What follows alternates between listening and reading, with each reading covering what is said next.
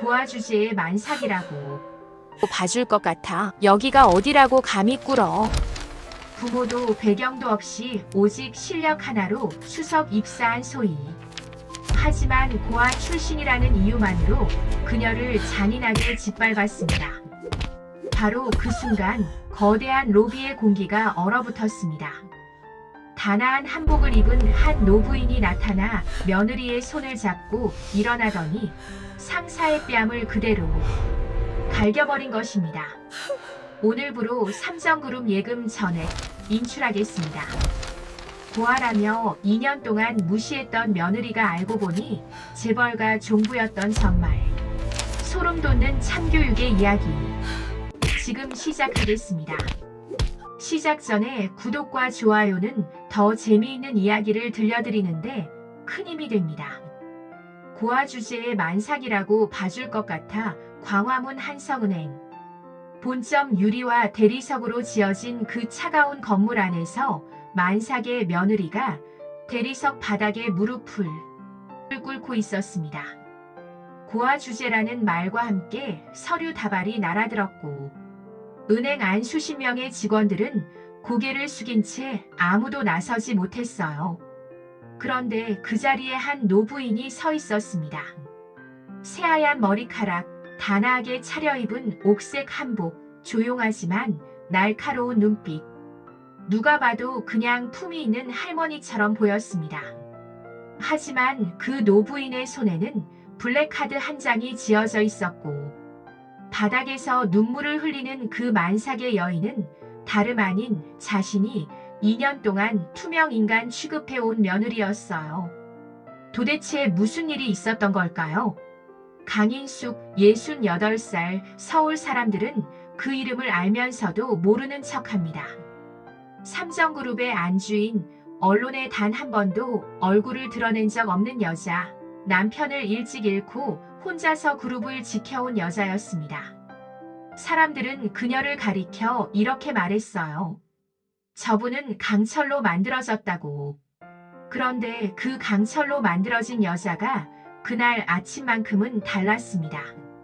성북동 아침 6시 오래된 자기 괴종 시계가 정각을 알리는 소리가 복도에 울려 퍼졌습니다.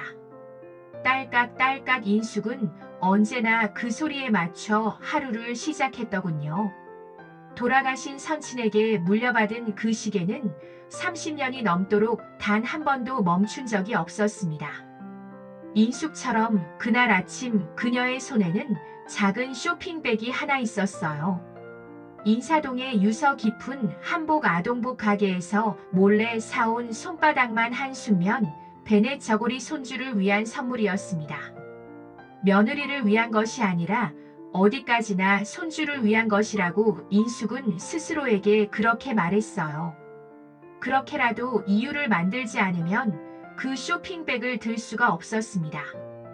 2년이라는 세월 동안 인숙은 소희에게 단 한 번도 먼저 말을 건넨 적이 없었으니까요. 밥상에서도 명절에서도 가족 사진을 찍는 자리에서도 소희는 언제나 있지만 없는 사람. 그 집 공기 같은 존재였습니다. 가족이 모인 자리에서 인숙은 이렇게 말하곤 했어요. 준혁이는 외과 의사다. 부족할 것 없는 집안이다. 그런 아이가 왜 하필. 말은 늘 거기서 끊겼습니다. 하지만 그 끊어진 말이 소희에게는 완성된 문장이었어요. 고아원 출신이라는 5글자. 소희는 그 문장을 2년 동안 혼자 삼켰습니다. 아무도 몰랐습니다. 소희가 매일 아침 출근 전에 고택 현관을 닦는다는 것을, 시어머니가 좋아하는 된장국에 간 맞추는 비율을 수첩에 적어가며 새벽부터 준비한다는 것을 돌아오는 것은 외면이었지만 소희는 매일 아침 다시 국자를 들었습니다. 처음엔 이해하지 못했을 겁니다. 왜 참느냐고, 왜 그 집을 나오지 않느냐고. 그런데 말이죠. 소희의 손이 국자를 줄 때마다 그 손 안에서 뭔가가 조용히 움직였습니다. 뱃속의 아이였습니다. 그 아이 하나만 보고 소희는 버텼어요. 인숙은 그것을 몰랐습니다. 그리고 자신이 무엇을 밟고 있는지도 몰랐던 겁니다. 이소희가 한성은행에 입행한 것은 24년 봄이었습니다. 경기도 외곽의 작은 보육원 16평짜리 낡은 건물에서 22살까지 살았던 아이 그곳에서 나오던 날, 소희가 가진 것은 낡은 캐리어 하나와 장학금 통장 하나뿐이었더군요. 고아원 출신이라는 꼬리표를 떼어내기 위해 소희는 누구보다 독하게 공부했습니다. 도서관이 문을 닫으면 편의점 구석 자리에 앉아 새벽까지 책을 폈어요. 명문대 수석 한성은행 입행시험 전국 최고 점수. 그 어떤 배경도 연줄도 부모의 이름도 없이 오직 실력 하나로 얻어낸 자리였습니다. 소희는 그 합격 통지서를 보육원 원장 선생님께 가장 먼저 보여드렸다고 했어요. 원장 선생님은 소희의 손을 꼭 쥐고 한참을 우셨다고 했습니다. 한성은행 광화문 본점 서울 한복판 유리와 대리석으로 지어진 그 건물은 소희에게 꿈의 출발점이었습니다. 입행 5년차 소희는 대리로 승진했습니다. 동기 중 가장 빠른 승진이었고 고객 만족도 평가에서는 3년 연속 본점 1위를 기록했어요. 밤 늦게까지 남아 고객 서류를 정리하고 누가 시키지 않아도 복잡한 민원을 먼저 나서서 해결했습니다. 팀장은 소희를 가리켜 저 친구는 뼛속까지 은행원이라고 했을 정도였으니까요. 그런데 바로 그 무렵 최소연이 본점에 부임해왔습니다. 최소연은 30살의 한성은행 회장 최병준이 외동딸이었습니다. 입행 4년 만에 최연소 지점장, 본점 발령, 은행 안에서는 아무도 입 밖에 내지 않았지만 모두가 알고 있었어요. 실력이 아니라 아버지의 이름으로 얻은 자리라는 것을 소연도 그 사실을 알고 있었습니다. 그리고 그것이 그녀를 더 잔인하게 만들었더군요. 스스로 증명할 수 없는 사람은 남을 짓밟는 것으로 자신을 세우려 합니다. 소연이 딱 그런 사람이었어요. 소연과 소희는 사실 오래된 사이였습니다. 둘은 명문대 경영학과 입학부터 졸업까지 4년 내내 소연은 소희의 뒤를 쫓았습니다. 시험마다 2등, 장학금도 2등, 교수 추천서도 2등, 언제나 소희의 바로 뒤였어요. 소연에게 소희는 지워도 사라지지 않는 얼룩 같은 존재였습니다. 배경도 집안도 인맥도 없는 아이가 자신보다 언제나 앞에 있다는 사실이 소연에게는 수치였던 겁니다. 그런데 그 얼룩이 지금 자신의 부하 직원으로 앉아 있었습니다. 그것도 만삭의 몸으로 소연의 눈에 불이 켜진 것은 부임 첫날부터였습니다. 처음에는 작은 것들이었어요. 소희의 보고서를 회의 자리에서 공개적으로 찢어버리는 것. 점심시간에 혼자만 남겨두고 팀 전체를 데리고 나가는 것. 이씨 이 숫자가 맞아요. 고아원에서는 덧셈도 안 가르쳐줘요. 회의실이란 10명이 넘는 직원들 앞에서 소연은 웃으며 그렇게 말했습니다. 소희는 고개를 숙였습니다. 죄송합니다. 그 말 한마디만 남기고 아무도 나서지 못했어요. 소연의 아버지가 누군지 모두가 알고 있었으니까요. 소희는 그날도 화장실에서 혼자 울었습니다. 배를 감싸고 뱃속에 아이에게 속삭이듯 말했어요. 괜찮아. 엄마가 버틸게 조금만 더. 한편 성북동 고택에서는 매일 아침 똑같은 풍경이 펼쳐졌습니다.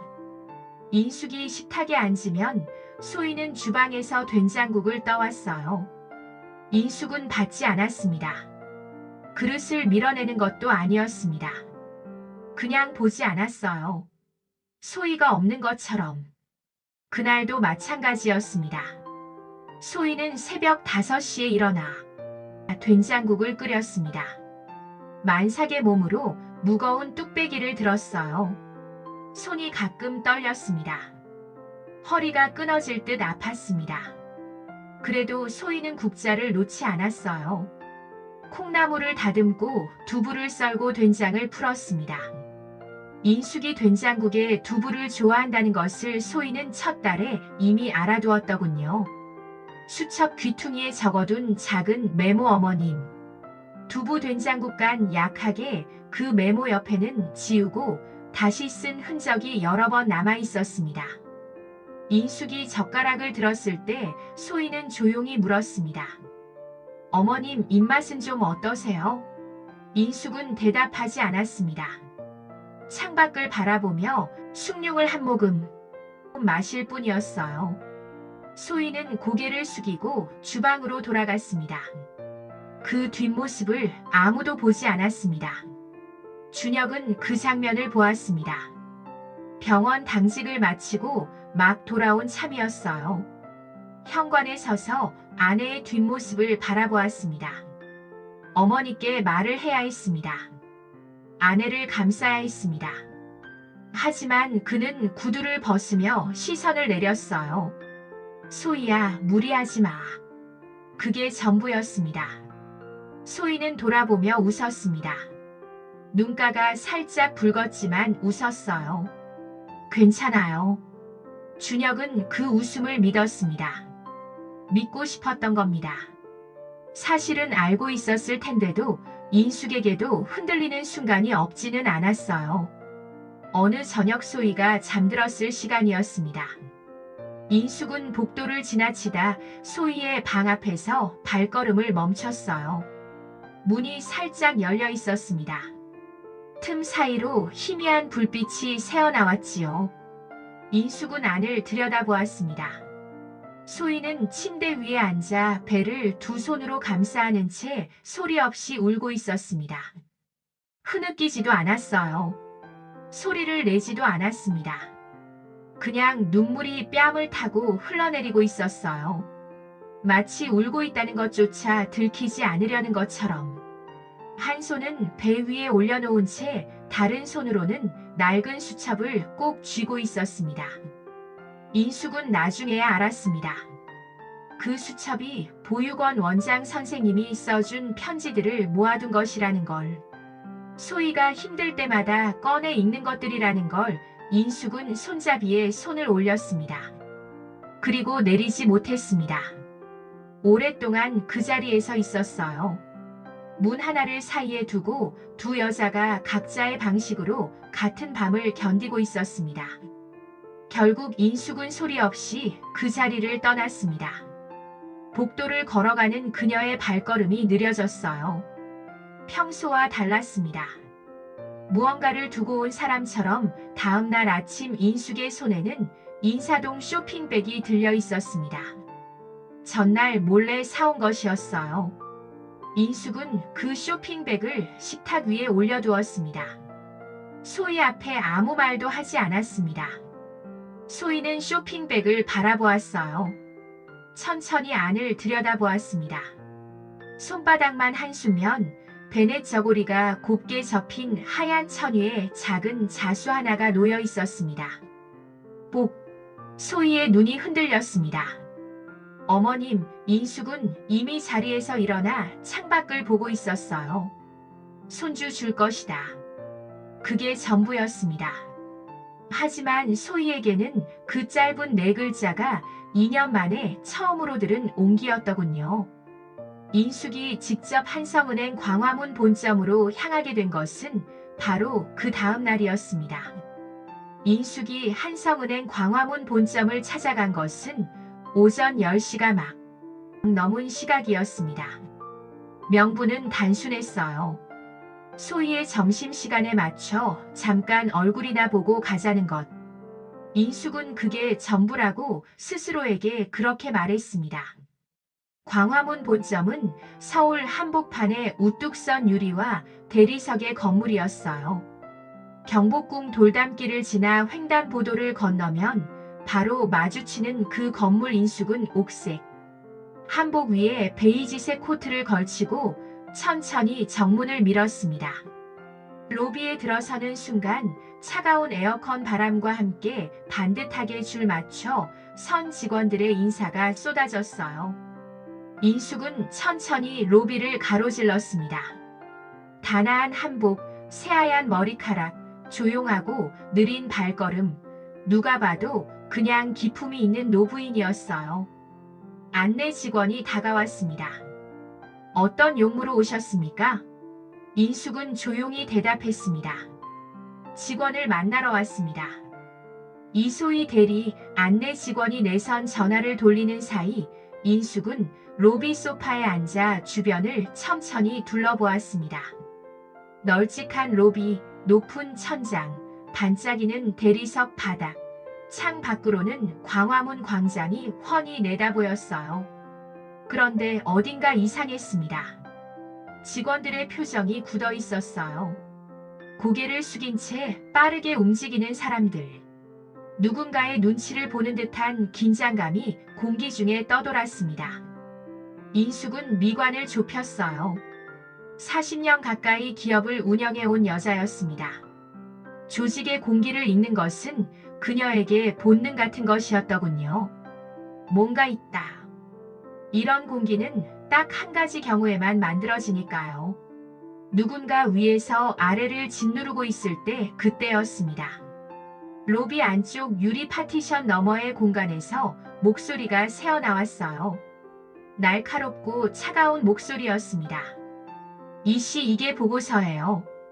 초등학생도 이것보단 낫겠다. 인숙의 시선이 그쪽으로 향했습니다. 유리 파티션 너머로 흐릿하게 보이는 장면. 검은 정장을 입은 여자가 서류를 집어들더니 그대로 바닥에 집어던졌어요. 그 앞에 만삭의 여자가 서 있었습니다. 등이 보였습니다. 굽은 어깨에 두 손을 앞으로 모은 자세 인숙은 자리에서 천천히 일어났어요. 파티션을 돌아 안쪽으로 들어서는 순간 인숙의 발걸음이 멈췄습니다. 만삭의 여자가 바닥에 무릎을 꿇고 있었어요. 흩어진 서류들 위에 차가운 대리석 바닥 위에 그 여자의 얼굴이 보였습니다. 소희였습니다. 인숙의 가슴 속에서 무언가가 조용히 무너지는 소리가 났어요. 검은 정장의 여자 최소연이 소희의 머리 위에서 차갑게 웃으며 말했습니다. 고아 주제에 대리까지 달았으면 감사하게 생각해야지. 뱃속 애가 불쌍하지도 않아. 소희는 고개를 숙인 채 떨리는 목소리로 말했습니다. 죄송합니다. 주변 직원들은 모두 고개를 숙이고 있었어요. 아무도 나서지 않았습니다. 소연의 아버지가 누군지 모두가 알고 있었으니까요. 인숙은 그 장면을 바라보았습니다. 차가운 바닥 위에 무릎을 꿇고 있는 소희를 굽어진 어깨를 배를 감싸려는 듯 살짝 앞으로 숙인 몸을. 그리고 그 순간 자신이 2년 동안 소희에게 했던 것들이 한꺼번에 밀려왔더군요. 대답하지 않았던 아침 인사들 밀어내지도 않고 그냥 보지 않았던 된장국 그릇 끊어버렸던 말. 고아원 출신 왜 하필 인숙의 눈이 천천히 감겼습니다. 그리고 다시 떴을 때 그 눈빛은 완전히 달라져 있었어요. 평생 기업을 지켜온 그 눈빛이었습니다. 인숙은 천천히 걸어갔습니다. 구두 굽소리가 대리석 바닥을 두드렸습니다. 딸깍 로비 전체에 울려 퍼지는 소리였어요. 직원들이 하나 둘 그 소리를 따라 시선을 돌렸습니다. 발소리가 가까워질수록 공기가 달라졌어요. 설명할 수 없는 무게감. 그것은 분노도 아니었고 위협도 아니었습니다. 그냥 50년을 살아온 사람만이 낼 수 있는 소리였더군요. 소연은 그제야 인숙을 보았습니다. 새하얀 머리카락, 단아한 옥색 한복, 흔들림 없는 눈빛. 뭐예요? 당신 지금 업무 중이니까 나중에 오세요. 소연의 목소리는 여전히 날카로웠지만 어딘가 작아졌습니다. 인숙은 대답하지 않았어요. 소연을 보지도 않았습니다. 그냥 천천히 소희에게로 걸어갔어요. 바닥에 무릎 꿇고 있는 소희 앞에 천천히 쪼그려 앉았습니다. 그리고 소희의 손을 두 손으로 감쌌어요. 차갑고 떨리는 손이었습니다. 인숙의 손도 살짝 떨렸더군요. 소희의 눈이 커졌습니다. 어머님, 믿을 수 없다는 눈빛이었어요. 2년 동안 단 한 번도 먼저 손을 내밀지 않았던 사람이 지금 자신의 손을 잡고 있었으니까요. 인숙은 소희의 손을 꼭 준 채 천천히 일어섰습니다. 그리고 소연을 바라보았어요. 아무 말도 하지 않았습니다. 그냥 바라보았어요. 그 눈빛 하나에 소연의 말이 목에서 멈춰버렸습니다. 인숙의 오른손이 천천히 올라갔어요. 그리고 그녀의 뺨을 향해 정확하게 내려꽂혔습니다. 로비 전체가 숨을 멈췄어요. 누군가의 손에서 볼펜이 바닥으로 떨어졌습니다. 그 소리만이 텅 빈 공기 속에 또렷하게 울렸더군요. 소연은 뺨을 감싸 쥐며 비틀거렸습니다. 지금 뭐 하는 거예요? 당신이 누군지 알고 인숙은 핸드백에서 천천히 카드 한 장을 꺼냈습니다. 검은색, 아무 무늬도 없는, 하지만 보는 사람이 보면 알 수 있는 카드였어요. 그것을 소연의 발 앞에 던졌습니다. 카드가 대리석 바닥을 미끄러지며 소연의 구두 앞에 멈췄어요. 삼성그룹 예금 잔액 5억 원. 인숙의 목소리는 조용했습니다. 하지만 그 조용함이 오히려 더 무서웠어요. 오늘부로 전액 인출하겠습니다. 로비가 얼어붙었습니다. 직원들이 서로 얼굴을 마주 보았어요. 소연의 얼굴에서 핏기가 사라졌습니다. 5억 원, 한성은행 전체 수신고의 6%에 해당하는 금액이었어요. 한 번에 빠져나가면 은행은 버티지 못했습니다. 소연은 떨리는 목소리로 말했어요. 저분이 누구야? 옆에 서 있던 부지점장이 창백한 얼굴로 속삭했습니다. 삼성그룹 강인숙 회장님이십니다. 그 순간이었어요.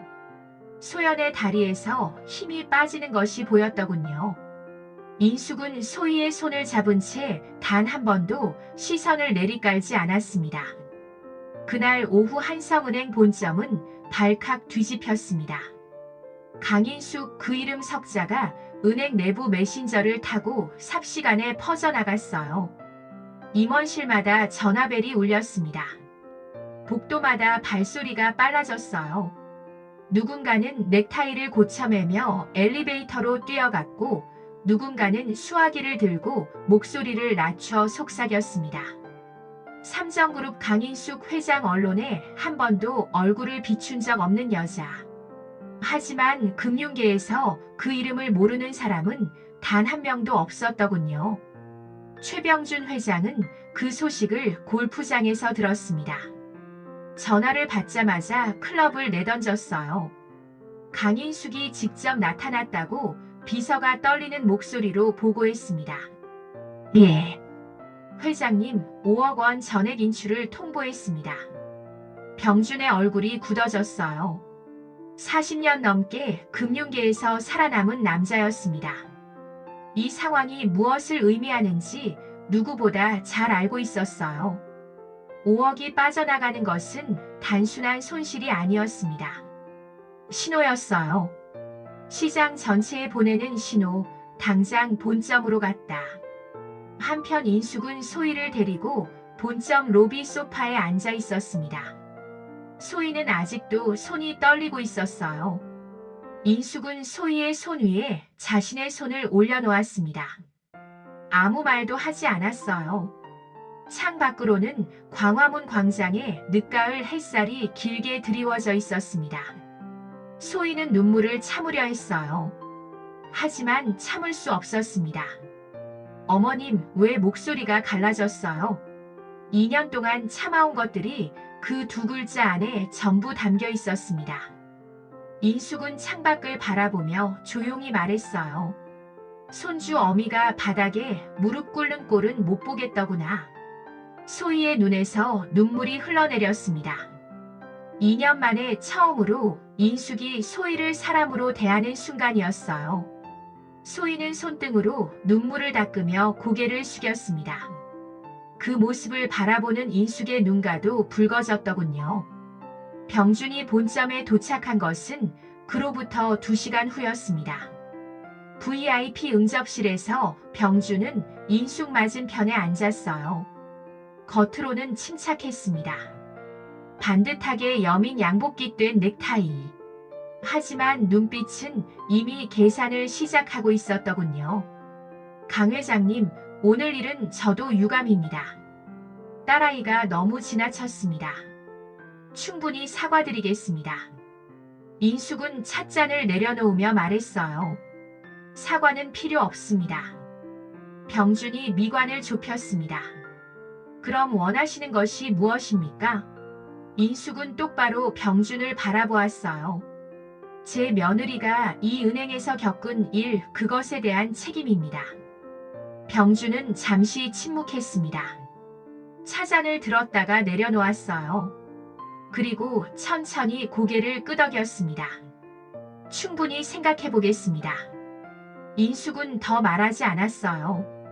그 대답이 진심이 아니라는 것을 알고 있었으니까요. 50년을 사람을 보며 살아온 여자였습니다. 병준은 그날 밤 비밀리에 움직이기 시작했어요. 강인숙을 정면으로 상대할 수 없다는 것을 그는 알고 있었습니다. 하지만 물러설 수도 없었어요. 5억이 빠져나가면 한성은행은 끝이었습니다. 병준은 오래된 수첩을 꺼냈어요. 정계, 관계, 검찰 30년 넘게 쌓아온 인맥들이었습니다. 그리고 그 수첩의 한 페이지에 손가락을 올렸어요. 그의 입가에 차가운 웃음이 번졌습니다. 이소희 며칠 후 소희의 회사 컴퓨터에서 10억 원 규모의 자금 이동 기록이 발견되었습니다. 조작된 기록이었어요. 하지만 완벽하게 꾸며진 횡령의 증거였습니다. 파일 하나 숫자 몇 개, 그것으로 한 사람의 인연을 한순간에 무너뜨리려 했던 겁니다. 만삭의 소희에게 체포영장이 발부된 것은 그로부터 사흘 후였어요. 체포 소식을 들은 것은 인숙이 저택으로 돌아온 그날 저녁이었습니다. 준혁이 전화를 받았어요. 수화기를 준 그의 손이 하얗게 질렸습니다. 소희가 구치소에 있다고 준혁의 목소리가 갈라졌어요. 인숙은 그 말을 듣는 순간 찻잔을 소리 없이 내려놓았습니다. 아무 말도 하지 않았어요. 하지만 차잔을 내려놓는 그 손이 아주 천천히 움직였더군요. 소희가 끌려간 곳은 서울 구치소였습니다. 만삭의 몸이었어요.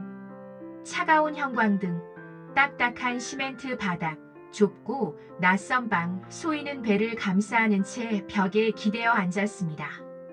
무서웠어요. 아이가 걱정됐습니다. 이 차가운 곳에서 아이가 놀라지는 않을지, 이 떨리는 몸이 뱃속에 전해지지는 않을지 소희는 숨을 고르고 또 고르었어요. 울지 않았습니다. 뱃속에 아이에게 엄마의 떨림이 전해질까봐 괜찮아. 엄마가 버틸게. 넌 몰라도 돼. 인숙은 그날 밤 한숨도 자지 않았습니다. 서재에 앉아 전화를 돌렸어요.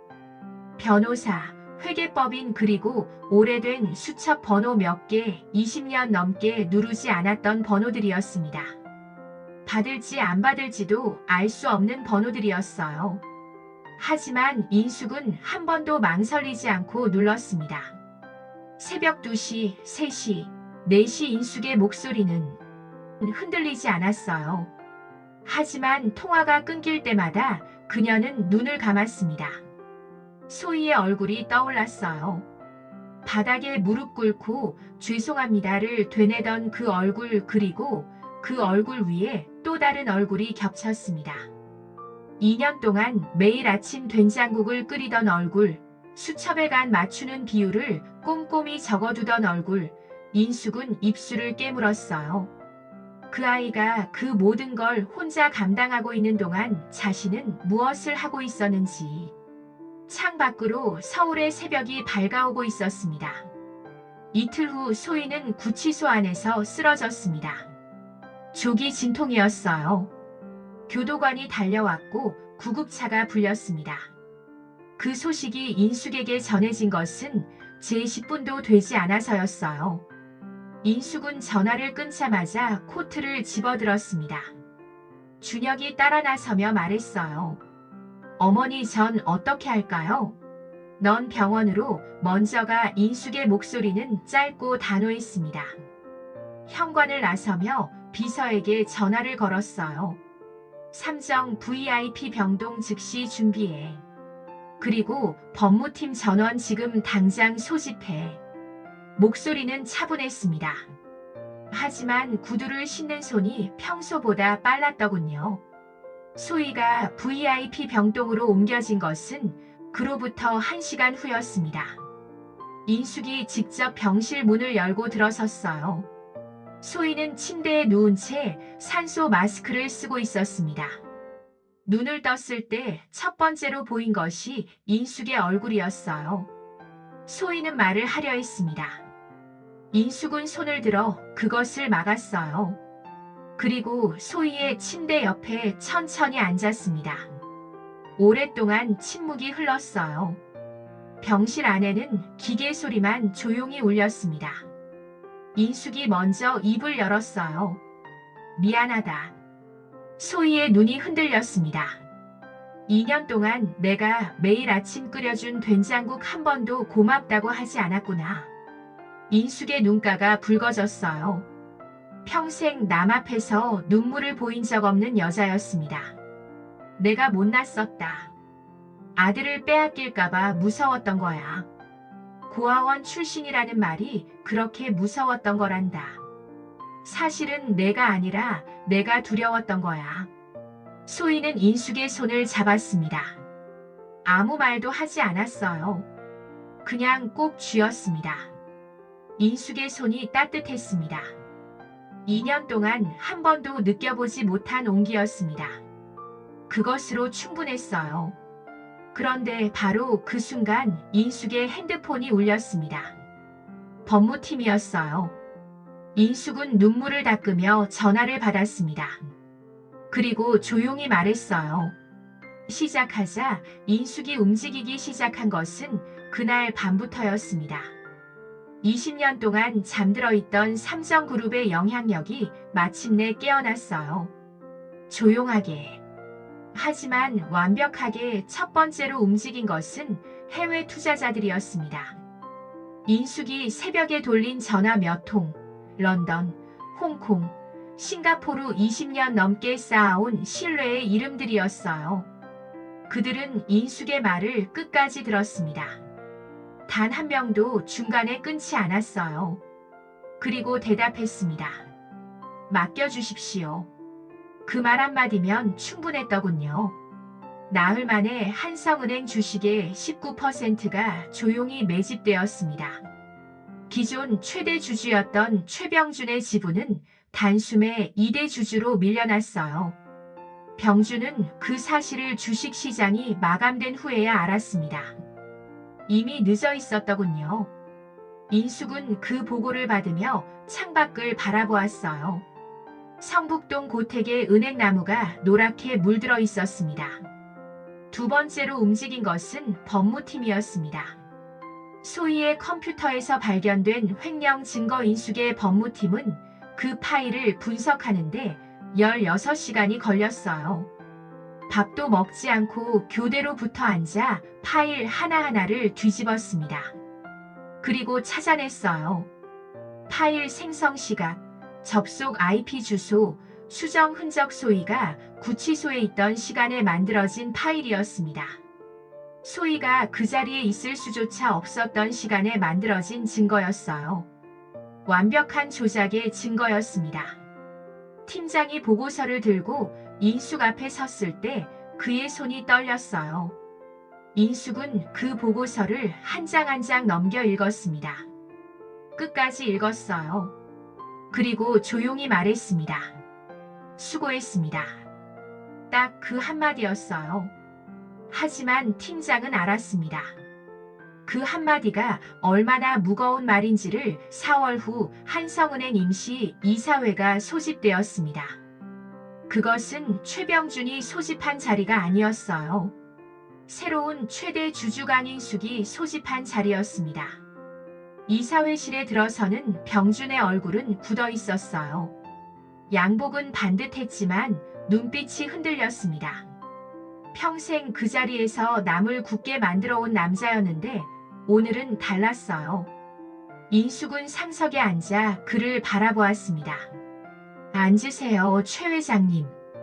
병준은 천천히 앉았어요. 인숙은 테이블 위에 서류한 묶음을 올려놓았습니다. 30년치 비자금 내역입니다.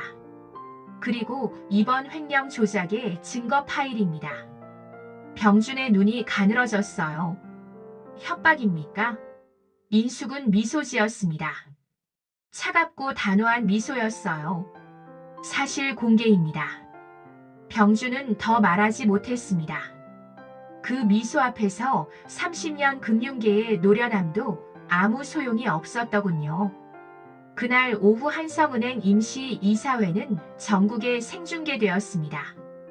인숙은 카메라 앞에서 서류를 펼쳤어요. 최병준의 30년치 비자금 정관계 로비 장부. 소희에 대한 횡령 조작 증거 하나씩 천천히 빠짐없이 전국의 시청자들이 그 장면을 지켜보았습니다. 최병준은 이사회실에서 검찰에 의해 연행되었어요. 최소연은 모든 직위를 박탈당했습니다. 그리고 한 달 후 소연은 서울 외곽 노량진 수산시장에서 새벽 경매를 돕고 있었어요. 화려했던 검은 정장 대신 낡은 고무 앞치마를 두르고 그 누구도 그녀에게 시선을 주지 않았습니다. 소희가 아들을 낳은 것은 그로부터 닷새 후였어요. 건강하고 우렁찬 울음소리였습니다. 병실에서 인숙은 갓난 아이를 두 팔로 받아 안았어요. 평생 강철로 살아온 여자의 눈에서 눈물이 흘렀습니다. 막 세상에 나온 아이는 참 따뜻했어요. 그 온기가 인숙의 두 팔을 타고 가슴까지 번졌습니다. 소희가 말했어요. 어머님 이름은 어머님이 지어주세요. 인숙은 아이를 바라보며 오랫동안 침묵했습니다. 창 밖으로 첫눈이 내리고 있었어요. 성북동 고택의 기와 위로 하얀 눈이 소복이 쌓였습니다. 인숙은 조용히 말했어요. 도윤기를 밝힌다는 뜻이다. 소희는 미소 지었습니다. 어둠 끝에 마침내 찾아온 빛이었어요. 강인숙은 그날 처음으로 며느리의 이름을 불렀습니다. 소희야. 소희가 눈을 들었어요. 잘했다. 그 두 글자가 2년의 세월을 모두 녹여버렸습니다. 어떤 관계든 늦었다고 생각할 때가 가장 빠른 때라고 하더군요. 인숙과 소희의 이야기가 그것을 말해주고 있었습니다.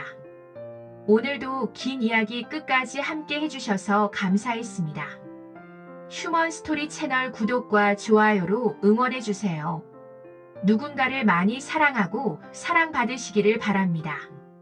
감사합니다.